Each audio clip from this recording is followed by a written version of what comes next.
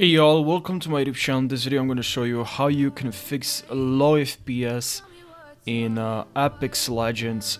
Okay, so I'm just gonna show you one method that worked for me, and I'm always sure using this. Alright, so let's jump right into the video.